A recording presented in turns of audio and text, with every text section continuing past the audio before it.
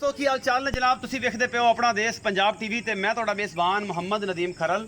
ਸਭ ਤੋਂ ਪਹਿਲੇ ਆਪਣੇ ਚੈਨਲ ਨੂੰ ਕਰਨਾ ਸਬਸਕ੍ਰਾਈਬ ਤੇ ਬੈਲ ਆਈਕਨ ਤੇ ਕਲਿੱਕ ਕਰਨਾ ਇੱਕ ਅੱਛੀ ਤੇ ਬਿਹਤਰੀਨ ਵੀਡੀਓ ਦਾ ਨੋਟੀਫਿਕੇਸ਼ਨ ਅਲਹਮਦੁਲਿਲਾ ਹਮੇਸ਼ਾ ਇਸ ਤਰ੍ਹਾਂ ਤੁਹਾਨੂੰ ਮਿਲਦਾ ਰਹੇ। ਤੁਸੀਂ ਵੇਖਦੇ ਰਹੋ।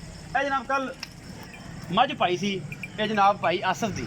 ਇਹ ਜਨਾਬ 3,10,000 ਰੁਪਏ ਦੀ ਸੇਲ ਹੋਈ ਹੈ। 2,000 ਰੁਪਏ ਨਾਲ ਛਡਵਾਇਆ ਵਿੱਚੋਂ 3,08,000 ਦੀ ਜਨਾਬ। ਇਹ ਪਿੱਛੇ ਹੈਗੀ ਹੈ ਕੱਟਾ, ਰਾਤੀ ਪਈ ਹੈ, ਸੁਬਾਹ ਸੂ ਪਈ ਹੈ, ਸ਼ਾਮ ਹੋ ਗਈ ਦੂਸਰੀ ਚੁਆਈ। ਇਹ ਮੇਰੇ ਵੀਰ ਨੇ ਜੀ ਨਦੀਮ ਸਾਹਿਬ, ਉਹ ਆਏ ਨੇ ਜਨਾਬ ਗੁਜਰਾਂਵਾਲਾ ਤੋਂ, ਕਾਮੂ ਕੀ ਤੋਂ, ਉਹਨਾਂ ਨੇ ਲਈ ਹੈ।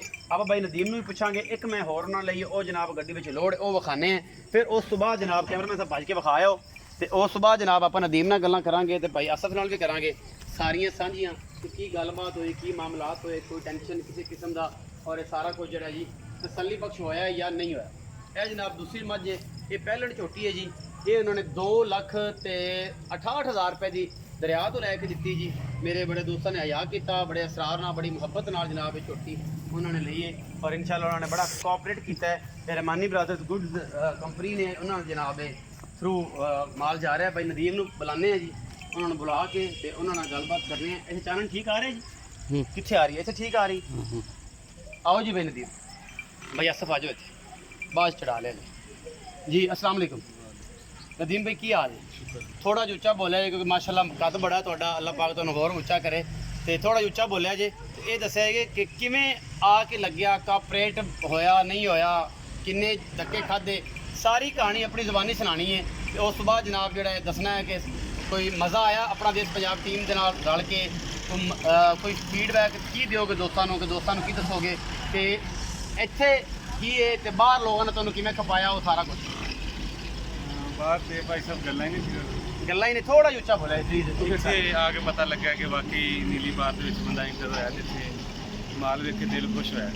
कापरेट होया? हाँ जी माशाल्लाह 100% कापरेट होया। दोस्तों नू की मशवरा दोगे अपना देश पंजाब टीवी दे किसी किस्म का फ्रॉड है जिहड़े लोग बयाने खांदे नहीं, अगे पिछे वाधे घाटे, विखाना कुछ देना कुछ, वो मामला ते नहीं, मैनू तो ऐसी कोई गल नजर नहीं आई। तुसी तसल्ली बख्शो 100%। किन्ने परसेंट मुतमिन हो? किन्ने परसेंट लोगों 100% दोस्तों नू मशवरा की दोगे?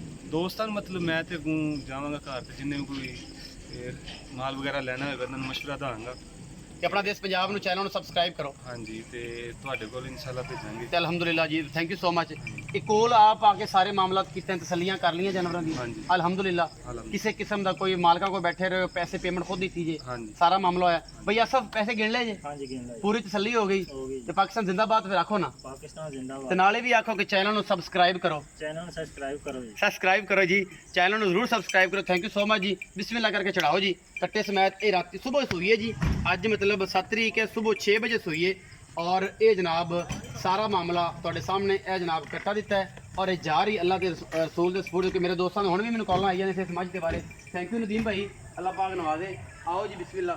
कैमरामैन साहब जरा मैं विखा दे जे एक बारी इंटर होंदे नूं। सेहतमंद फिजिकली तौर पर अलहमदुलिल्लाह ठीक ठाक और अलहमदुलिल्लाह किसी किस्म का कोई मसला नहीं। बाकी लेने देने हमेशा इस तरह मुकद्दर होंदे ने। तुहाडे वीर दी हमेशा कोशिश होंदी है कि तुहाडे वास्ते अनमोल खूबसूरत और आला तरीन जानवर नीली बार दे तुहानूं विखांदा रवां और हमेशा इस तरह बनांदा रवां। अपना बहुत सारा ख्याल रखिया जे। मिलांगे अच्छी और बेहतरीन वीडियो दे नाल। पाकिस्तान जिंदाबाद, पाक आर्मी जिंदाबाद।